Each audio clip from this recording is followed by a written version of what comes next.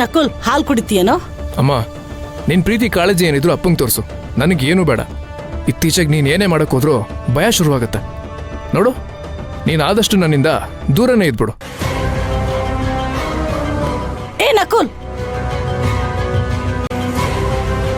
ಅಲ್ಲ ರೀ, ಅವನಿಗೆ ನನಗೇನ್ ಕೇಳ್ಬಾರ್ದು ಕೇಳ್ದೆ ಅಂತ ಹೀಗ ಆಡ್ತಿದ್ದಾನೆ. ಹಾಲು ಕುಡಿತೀಯೇನೋ ಅಂತ ಕೇಳಿತ್ತಪ್ಪ. ನೀನು ಈಗಾಗ್ಲೇ ಅವನ ಹತ್ರ ನಂಬಿಕೆ ಕಳ್ಕೊಂಡಿದ್ಯಾ. ಒಂದ್ ಸ್ವಲ್ಪ ದಿನ ತೆಪ್ಪಗಿರು. ಹಾಲು ನನ್ಗೋಸ್ಕರ ತಾನೇ ತಂದಿದ್ದು, ಅಲ್ಲಿಟ್ಟು ಹೋಗ್ತಾರೆ. ಅಲ್ಲ ರೀ, ನನ್ನ ಯಾರಾದ್ರೂ ವಿಲನ್ ತರ ನೋಡಿದ್ರೆ ಬೇಜಾರಿಲ್ಲ, ಆದ್ರೆ ನಾನು ಹೆತ್ತು ಮಗನೇ ನನ್ನ ಶತ್ರು ತರ ನೋಡ್ತಾನೆ. ಇದೆಲ್ಲ ಆಗಿದ್ದು ಆ ಮನೆ ಹಾಳಿ ಪದ್ಮಿನಿಯಿಂದ. ಅಮ್ಮ ತಾಯಿ, ನೀನ್ ಪುನಃ ಶುರು ಹಚ್ಕೋಬೇಡ. ನನಗೆ ನಂದೇ ಆದಂತ 1000 ಸಮಸ್ಯೆಗಳಿದೆ. ರೀ, ಹೀಗೆ ಹೇಳ್ತೀನಿ ಅಂತ ತಪ್ಪು ತಿಳ್ಕೊಂಬೇಡಿ. ನಿಮ್ ಮಗ ಏನೋ ಗೊಂದಲದಲ್ಲಿ ಸಿಕ್ಕಾಕೊಂಡಿದ್ದಾನೆ ಅಂತ ನನಗನ್ಸುತ್ತೆ.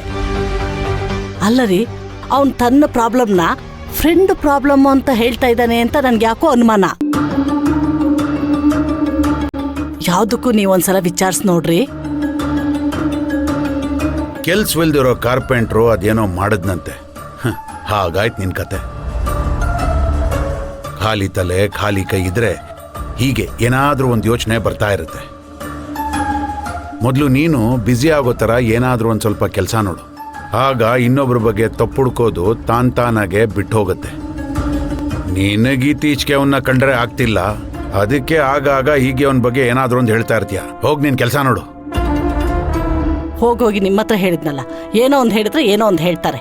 ಎಲ್ಲ ನನ್ನ ಕರ್ಮ.